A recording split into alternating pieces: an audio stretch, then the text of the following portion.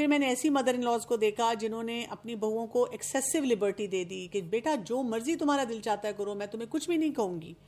تو وہاں پہ بھی تعلقات خراب ہوئے کیونکہ اب آپ نے خود اجازت دے دی ہے.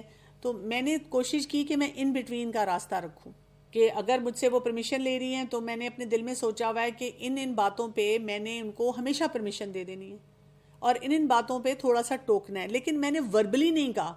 اس سے یہ فائدہ ہوا کہ وہ ہر دفعہ پوچھتی رہی ہیں مجھ سے کہ ہم آنٹی یہ کر لیں، آنٹی ہم یہ چیز اس طرح سے مینج کر لیں.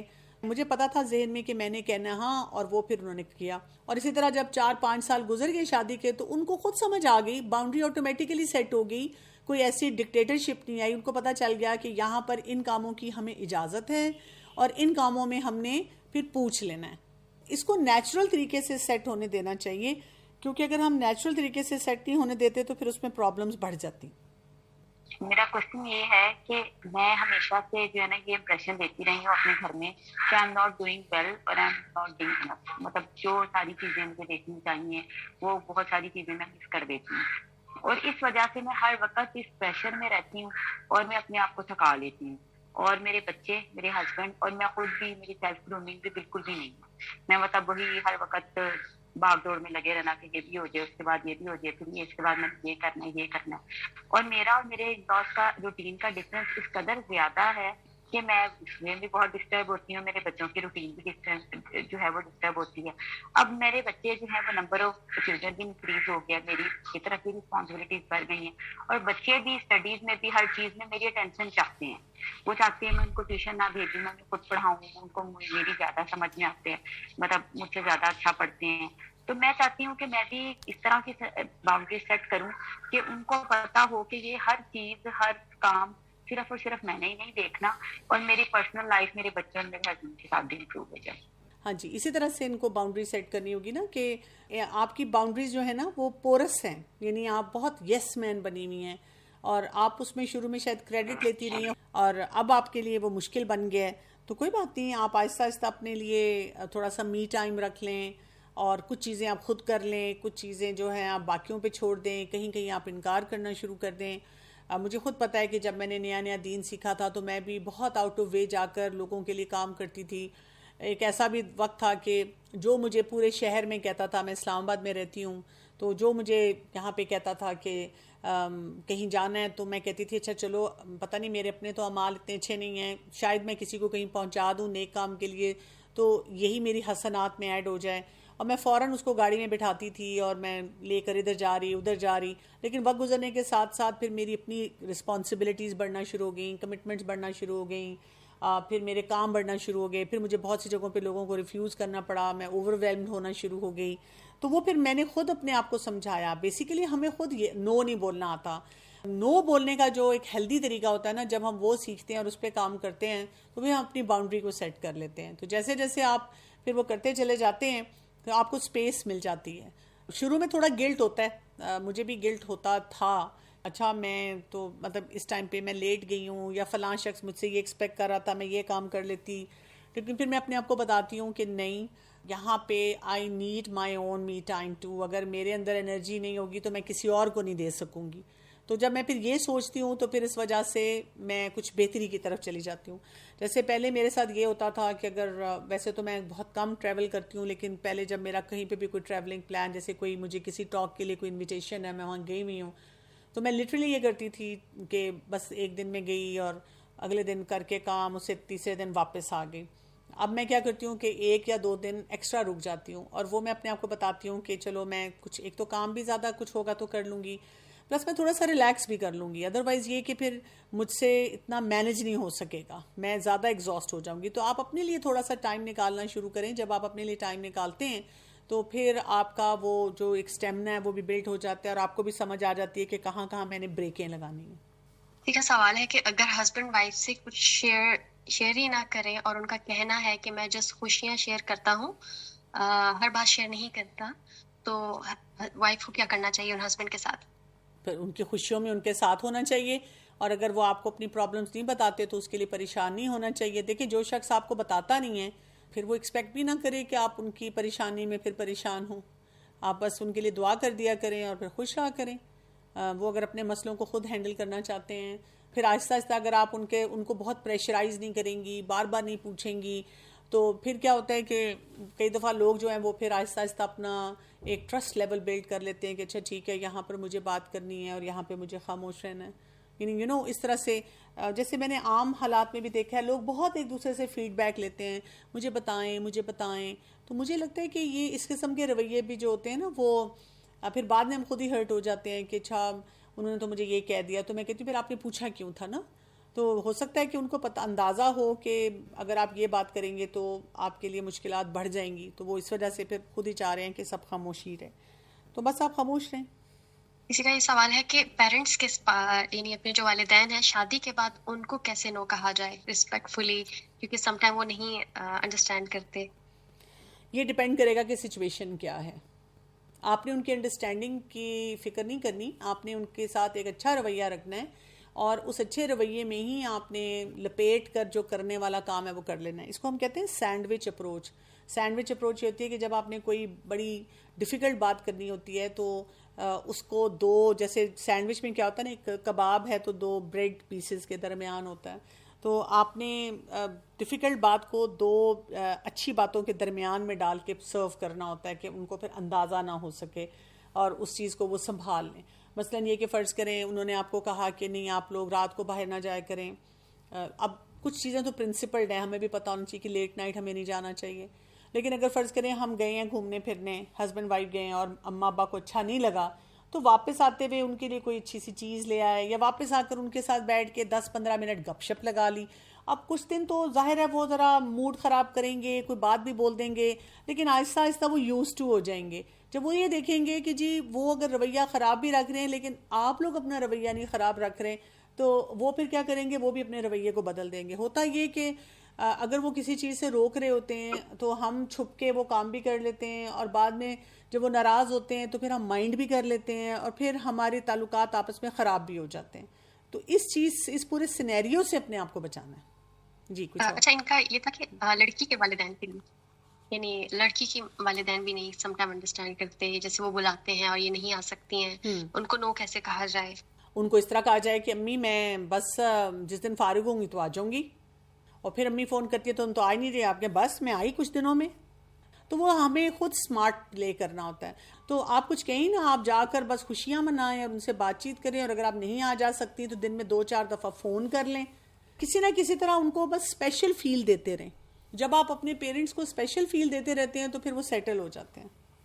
ڈاکٹر صاحبہ، میرا ایک سوال تھا، وہ یہ تھا کہ جب پیرنٹس بچوں کی باؤنڈریز کا خیال نہیں رکھتے، مطلب جیسے بچوں کی عادت ہوتی ہے وہ اپنا ہر سیکرٹ اپنے پیرنٹس سے شیئر کرتے ہیں، تو اگر وہی باتیں ماں بے شک بہن بھائیوں سے صرف شیئر کرنے کے طور پہ یا کوئی مشورہ لینے کے طور پہ کوئی بات پوچھتی ہیں، لیکن پھر وہاں پہ بچوں کو یہ ہوتا ہے کہ ہمارا ٹرسٹ نہیں رکھا یا اس طرح سے ہماری پرائیویسی کا خیال نہیں رکھا، تو وہاں پہ کس طرح سے رسپونڈ کرنا چاہیے؟ اچھا، اس میں دیکھیں 2 باتیں آپ نے یاد رکھنی ہیں. جو کانسیپٹ میں نے بھی آپ کو دیا بھی تھا اسٹیک ہولڈرز کا. اسٹیک ہولڈرز کا کانسیپٹ کیا ہوتا ہے؟ کچھ معاملات ہماری زندگی کے ایسے ہوتے ہیں جو ہم تو سیکرٹ رکھنا چاہتے ہیں، لیکن اس کے اثرات ہمارے پورے خاندان پہ ڈائریکٹلی یا انڈائریکٹلی آ رہے ہوتے ہیں. ان کو نہیں چھپانا ہوتا، ان کو پوری فیملی کے سامنے کسی نہ کسی لیول پر لے کر آنا ہوتا ہے. اسی طرح سے کچھ معاملات ایسے ہوتے ہیں جو شاید ہمارے لیے بہت امپورٹنٹ ہوتے ہیں، لیکن دوسرے ان کو کوئی اتنا فرق نہیں پڑتا، انہیں پتہ چلے نہ پتہ چلے. ہم نے کچھ اپنا رکھا ہوتا ہے. کچھ لوگ ایسے بھی ہوتے ہیں جو ویسے ہی ریجڈ ہوتے ہیں، وہ سمجھتے ہیں کہ بس میری بات جو ہے کسی کو پتہ نہیں چلنی چاہیے.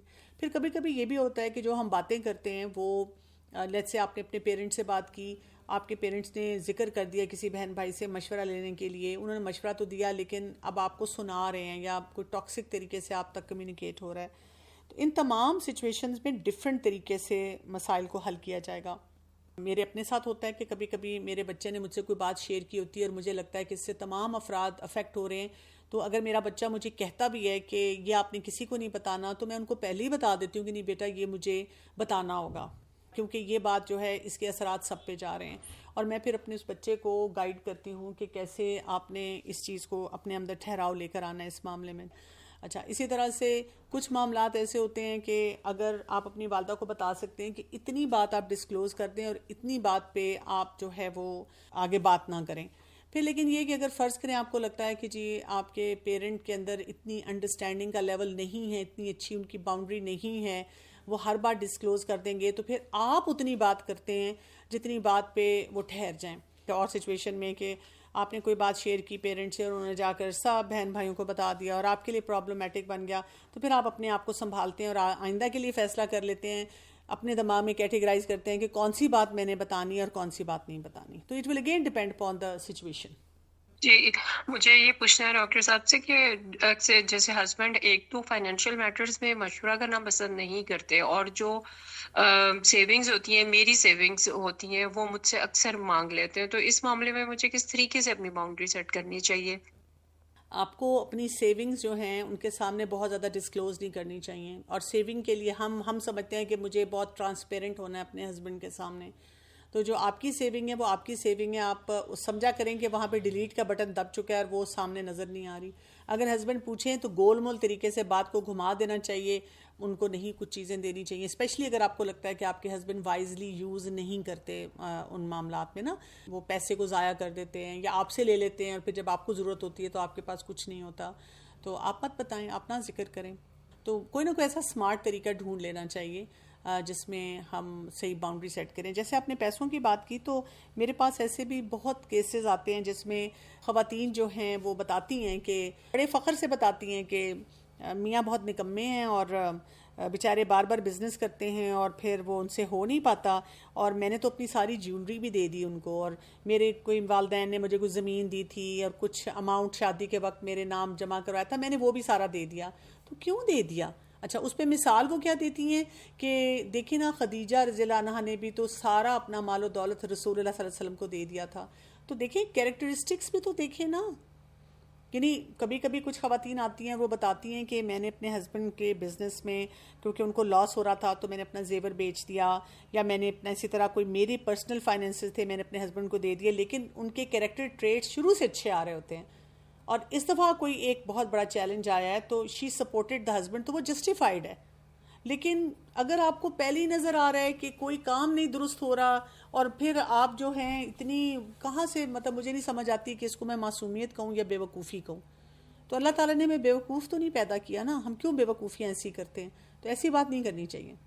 میں کسی کو پسند کرتی تھی اور وہ شادی شدہ تھے، دین میں نے شادی کی ان سے، کیونکہ میں نے پھر اللہ نے مجھے ہدایت دی، میں نے شرعی پردہ سٹارٹ کر دیا، اور پھر مجھے لگا کہ یار میں اب گناہوں میں جا رہی ہوں. تو دین میں نے ان سے شادی کی، اپنے پیرنٹس کو منایا، اور پھر جب شادی ہو گئی تو 1.5 سال سے میں اپنے ماما بابا کے گھر بیٹھی ہوئی ہوں، اور وہ میرے حقوق فائنینشلی طور پہ مجھے تو سپورٹ کر رہے ہیں، اور کبھی کبھی آ کر ملتے ہیں، کیونکہ ان کی فرسٹ وائف جو ہے ابھی فی الحال ایکسیپٹ نہیں کر رہی اس چیز کو. تو ہمیشہ سے مجھے ہی کمپرومائز کرنا پڑتا ہے ہر چیز میں. اور میں اپنے ہسبینڈ کو احساس دلانا چاہتی ہوں، ٹھیک ہے اسلام میں جو ہے پہلی بیوی کا زیادہ حق ہے، تو میں ان کو کیسے احساس دلاؤں کہ اب وہ میرے بھی حقوق مجھے اسی طرح دے، اس طرح نہ دے پر تھوڑے بہتے تو دے نا. اور سوسائٹی مجھے ایکسیپٹ نہیں کر پا رہی، پر یہ ہے کہ اللہ کے ہاں جو ہے اس میں سیٹسفائی ہوں کہ اگر میں گناہوں سے بچ کر میں نے شادی کی تو ایک سیٹسفیکشن ہے. دیکھیں میں نے تو جہاں تک پڑھا ہے اس میں کہیں پہ بھی نہیں ہے کہ پہلی بیوی کا زیادہ حق ہے اور دوسری کا نہیں ہے. تمام بیویاں جو ہیں ان کا برابر کا حق بنتا ہے. اسی لیے مرد کو یہ کہا گیا ہے کہ آپ تب شادی کرتے ہیں جب آپ دونوں کا حق برابر طور پہ دے پاتے ہیں. اس میں مردوں کی تربیت بہت زیادہ ضروری ہے. اور آپ دیکھیں یعنی ہمارے دین میں جو ایک گنجائش دی گئی ہے ایک مرد کو کہ وہ 4 شادیاں کرے، وہ کوئی عیاشی کے لیے تو نہیں دی گئی نا. اس میں زیادہ ایلیمنٹ یہ ہے کہ ایک عورت کو حلال طریقے سے وہ سپورٹ کرے، اور یہ نہیں کہ اس سے صرف مزے لے کر اس کو بیچاری کو لٹکتا ہوا چھوڑ دے یا اس کو پریشان چھوڑ دے. تو اس کو ایک عزت دے سوسائٹی میں. تو ہمارے مردوں کو یہ سمجھنے کی ضرورت ہے، اور اس میں خواتین کا بھی بہت بڑا رول ہے نا. یعنی بہت سی جگہوں پہ جب ہم کہتے ہیں کہ مرد ایک عورت کو اس کا حق نہیں دیتا، تو اس کے پیچھے بھی کوئی نہ کوئی ایک عورت ہوتی ہے جو کہ اس کے راستے میں رکاوٹ بن رہی ہوتی ہے. تو یہاں پر تمام ان خواتین کو سمجھنا چاہیے، انسیکیور نہیں ہونا چاہیے. اب اگر لگتا ہے کہ ہسبینڈ نے دوسری شادی کر لی ہے تو وہ پھر اپنی بھی آخرت سنواریں اور اپنے ہسبینڈ کو بھی موقع دیں اپنی آخرت سنوارنے کا، کہ وہاں پر ایک بیلنس کریٹ کریں. اور اگر وہ بیلنس نہیں آ رہا تو پھر ظاہر ہے آپ اگر کمپرومائز کسی لیول پہ کر رہی ہیں تو گریجولی آہستہ آہستہ اپنی باؤنڈری کو سیٹ کرنے کی کوشش کریں، کیونکہ ہمارے سوسائٹی میں یہ چیلنج رہتا ہے، یا تو یہ ہوتا ہے کہ جو نئی بیوی آتی ہے وہ پہلی بیوی کو حق نہیں لینے دیتی، یا یہ کہ کوئی ایک بہت فیوریٹ ہوتی ہے وہ زیادہ حق لے جاتی ہے، یا ایک جو ہے وہ بہت اچھے طریقے سے اپنے معاملات کو مینیپولیٹ کر کے ہینڈل کر لیتی ہے تو وہ حق لے جاتی ہے. تو آپ کی سچویشن میں تو میں یہی کہہ سکتی ہوں کہ گریجولی اگر آپ سیکھیں کہ باؤنڈری سیٹنگ کے بارے میں پڑھیں اور گریجولی آہستہ آہستہ آہستہ آہستہ اپنی اس چیز کو ایکسپینڈ کریں. اس میں ہو سکتا ہے آپ کو چند سال لگ جائیں، پھر اللہ سے دعا بھی کریں. لیکن سچویشن میں جیسے کہتے ہیں بہت زیادہ شکایتی رویے سے آپ کے ہسبینڈ آپ سے دور ہی ہوں گے، وہ جو کرنے والے معاملات ہیں ان کو ٹھیک نہیں کریں گے. اچھا، میں یہ پوچھنا چاہ رہی ہوں کہ اگر آپ کی شادی کو 11-12 سال ہو گئے ہیں اور آپ ایک اچھی میرڈ لائف گزار رہے ہوں، آپ کے بیٹے بیٹیاں دونوں ہوں، اور آپ جب اپنے ہسبینڈ کے لیے اچھے لائل بھی ہیں، ہر طرح سے ہسبینڈ کے لیے کیئرنگ بھی، ان کا ہر طرح سے خیال رکھنے والے، کوئی ایسی ایشوز بھی نہیں ہے، پھر آپ کو اچانک پتہ چلتا ہے کہ آپ کے ہسبینڈ کا ایک بہت انٹینس ایکسٹرا میریٹل افیئر چل رہا ہے اور بہت آگے تک بات جا چکی ہے، اور وہ بھی ایک کسی میرڈ خاتون کے ساتھ، یعنی صرف جو افیئر کی اور رومانس کی اس تک ہی ہے، یعنی کوئی شادی کی یا کوئی حلال ریلیشن کی نیت نہیں ہے، بلکہ صرف حرام ہی حرام ہے. اور اس کے بعد ہسبینڈ اس پہ ریگریٹ کرتے ہیں، کنفیس کرتے ہیں، لیکن وہ اسی سیم انوائرمنٹ کے اندر ہے، اس انوائرمنٹ کو چھوڑنے کے لیے تیار نہیں ہے، اور سچویشن بدلنے پہ قادر ہونے کے باوجود اس کو نہیں بدلنا چاہ رہے. تو اس صورت میں بیوی کو کیا کرنا چاہیے، مجھے کائنڈلی بتائیں. اس پہ ہم نے نا ایک پورا ٹاپک کیا تھا اسی سیریز میں، انفیڈیلٹی پہ، اس میں ساری میں نے ٹپس دی تھی. تو میرا خیال ہے اگر وہ ساؤنڈ فائل آپ تک آ جائے تو آپ سن لیں تو آپ کو ڈیٹیل میں سمجھ آ جائے گا. لیکن بیسیکلی جب بریچ آف ٹرسٹ ہوتا ہے، جب باؤنڈری جو ہے وہ بریک ہوتی ہے، تو اس میں جس نے بریک کی ہوتی ہے اس کے اوپر بہت بڑی رسپانسبلٹی آتی ہے کہ وہ اپنے ٹرسٹ کو بحال کرنے کے لیے کچھ نہ کچھ اقدامات لے.